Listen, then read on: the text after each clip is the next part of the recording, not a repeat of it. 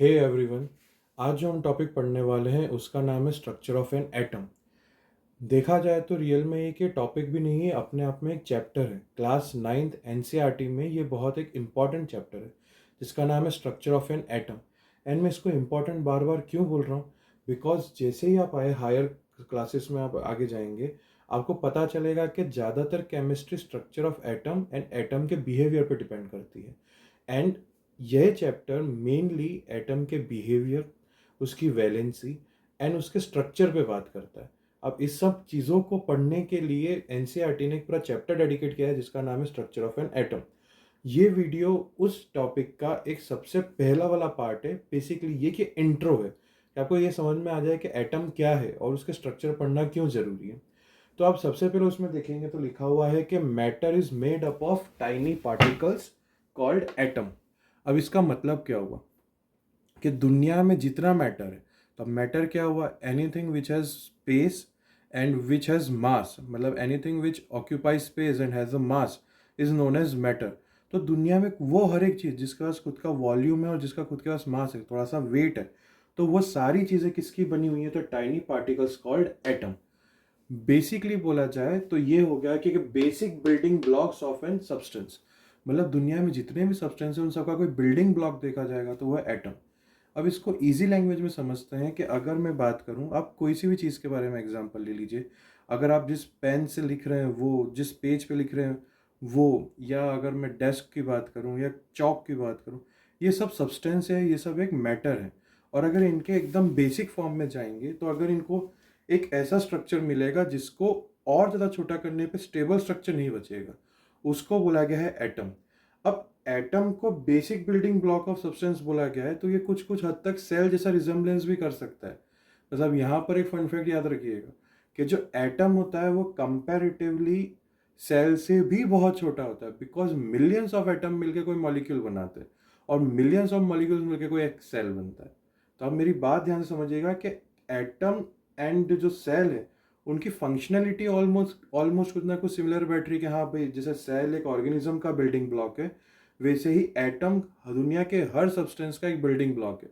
But अगर आप size में कंपेयर करेंगे तो एटम सेल के आसपास भी नहीं आता है, बिकॉज मिलियंस ऑफ एटम मिलके जाके कोई एक एलिमेंट बनाते हैं या कोई एक सब्सटेंस बनाते हैं, और मिलियंस ऑफ सब्सटेंस मिलके तब जाके कोई एक सेल बनता है। अब यही बात पे अगर अपन आगे कंटिन्यू करें तो क्या एटम को आगे डिवाइड नहीं किया जा सकता? बिल्कुल किया जा सकता है। लेकिन क्या वो सब स्टेबल रहेंगे? क्या वो खुद पे इंडिपेंडेंटली वो रह सकते हैं, सर्वाइव कर सकते हैं? तो नहीं, वो सर्वाइव नहीं कर सकते। इस वजह से एटम को क्या बोला गया कि बेसिक बिल्डिंग ब्लॉक। इसका मतलब क्या है बेसिक बिल्डिंग ब्लॉक का, कि ये एक ऐसा स्टेबल स्ट्रक्चर है जो इससे छोटा जैसे कोई भी स्ट्रक्चर तोड़ने जाएंगे तो वो स्टेबल नहीं रहेगा। अब एटम फिर काई काई का बनता है, तो अगर बेसिकली मैं एटम को अगर तोड़ने जाऊंगा तो तीन पार्टिकल्स मेन है, प्रोटॉन, न्यूट्रॉन और इलेक्ट्रॉन। प्रोटॉन जो होता है उसको छोटे पी से डिनोट किया जाता है, न्यूट्रॉन को स्मॉल एन से डिनोट किया जाता है, और इलेक्ट्रॉन को स्मॉल ई से डिनोट किया जाता है। अब इसका मतलब क्या है, तो देखो, एटम के अंदर भी छोटे छोटे पार्टिकल्स हैं, बहुत सारे पार्टिकल्स हैं जिसका नाम है सब एटॉमिक पार्टिकल्स। सब एटॉमिक पार्टिकल्स मतलब क्या, वो पार्टिकल्स जो एटम से भी छोटे हैं और एटम के अंदर ही रहते हैं। अब उसमें जो मेन जो तीन है, जो बिग थ्री हैं, वो कौन से हैं? प्रोटॉन, न्यूट्रॉन और इलेक्ट्रॉन। प्रोटॉन की बात की जाए तो उसको स्मॉल पी से डिनोट किया गया है, न्यूट्रॉन को स्मॉल एन से और इलेक्ट्रॉन को ई से। यहीं पे एक और बात ध्यान रखने वाली है कि जो प्रोटॉन होता है उसके ऊपर पॉजिटिव चार्ज होता है, न्यूट्रॉन पे जीरो, कोई चार्ज नहीं होता, इसलिए इसको न्यूट्रल है ये। हालांकि इसी वजह से इसका नाम न्यूट्रॉन रखा गया है, जैसे न्यूट्रल का न्यू और न्यूट्रॉन का न्यू। पॉजिटिव का भी वही बात है कि पॉजिटिव एंड प्रोटॉन दोनों पी से स्टार्ट होते हैं। वैसे ही अगर देखा जाए तो जो इलेक्ट्रॉन है वो नेगेटिवली चार्ज है। नेगेटिवली चार्ज है, इसका मतलब क्या हुआ कि इलेक्ट्रॉन एक ऐसा सब एटॉमिक पार्टिकल है जिसके ऊपर नेगेटिव चार्ज है। अब आगे की बात की जाए कहाँ पर पाया जाता है, तो सपोज करो ये आपका एक एटम का स्ट्रक्चर है। एटम के स्ट्रक्चर में ये जो प्रोटॉन और न्यूट्रॉन है, जो पॉजिटिव है और जो न्यूट्रल है, वो दोनों आपस में साथ में इकट्ठे रहेंगे। वो एक स्पीयर के अंदर रहेंगे, एटम के अंदर। वो एक तरीके से एटम का एक सेंटर है। एटम का ज्यादातर जो मास है वो इस स्पीयर के अंदर है। उस स्पीयर का नाम है न्यूक्लियस। सिमिलर वो सेल वाली बात आ जाती है कि सेल का भी एक बीच में सेंटर में न्यूक्लियस होता है, वैसे ही कुछ रिजेम्बलेंस है। याद करने में आसानी होगी, लेकिन अगर आपको ध्यान रखना है तो इतना बात ध्यान रखना है कि एटम के बीच में एक स्फीयर है जिसके अंदर ज़्यादातर मास जो है कॉन्सेंट्रेटेड है, और वहाँ पर दो पार्टिकल्स है, सब एटॉमिक पार्टिकल्स, एक का नाम है प्रोटॉन, एक का नाम है neutron. Proton charges wise positively charge रहता है, और न्यूट्रॉन जो रहता है वो चार्ज के हिसाब से न्यूट्रल रहता है। वहीं पर आसपास एक ऑर्बिट है। अभी जो ऑर्बिट है ये एक स्पेरिकल या ओवल स्ट्रक्चर्स हैं या ओवल पाथ हैं, जिसके अंदर है ना नेगेटिवली चार्ज पार्टिकल। अब नेगेटिवली चार्ज पार्टिकल कौन था आपका? तो ये राइट, नेगेटिवली चार्ज पार्टिकल आपका इलेक्ट्रॉन था। तो ये इलेक्ट्रॉन उसके अंदर क्या होता है? रिवॉल्व करता है। तो बेसिकली न्यूक्लियस बीच में है, और उसके आसपास परिक्रमा या रोटेशन कौन कर रहा है या रिवॉल्यूशन कौन कर रहा है? तो वो कर रहा है इलेक्ट्रॉन। आई होप यहाँ तक आपको समझ में आया होगा। अब यहाँ पर दो इन्फॉर्मेशन और याद रखनी है कि प्रोटॉन और न्यूट्रॉन वेट या मास में बहुत हैवी होते हैं। उनके कंपैरिजन में इलेक्ट्रॉन का मास नेग्लिजिबल होता है।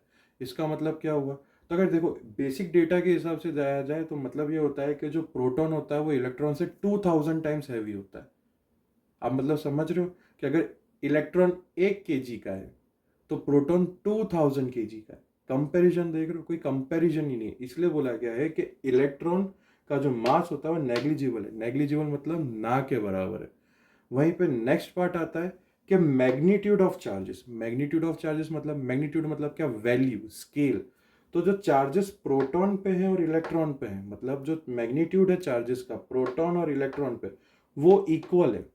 वो क्या है? इक्वल।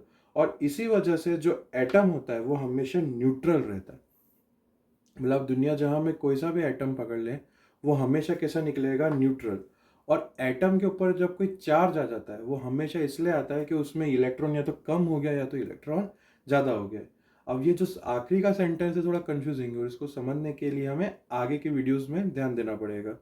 अभी तक के लिए इतने वीडियो में मैं आपको एक बेसिक स्ट्रक्चर ऑफ एटम समझा पाया हूँ कि एटम क्या होता है, उसमें कौन से सब एटॉमिक पार्टिकल्स होते हैं, उनकी बेसिक प्रॉपर्टीज़ क्या होती हैं, वो कहाँ पर लोकेट होते हैं, और वो किस तरीके से उनके थोड़े बहुत जो प्रॉपर्टीज़ है जो आपको ध्यान रखनी चाहिए।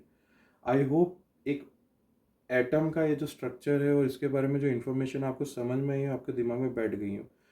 आगे के वीडियो में हम इसी टॉपिक को आगे कंटिन्यू करेंगे, और उसके अंदर यही सारे टॉपिक्स को और थोड़ा थोड़ा डिटेल में जाना चाहेंगे।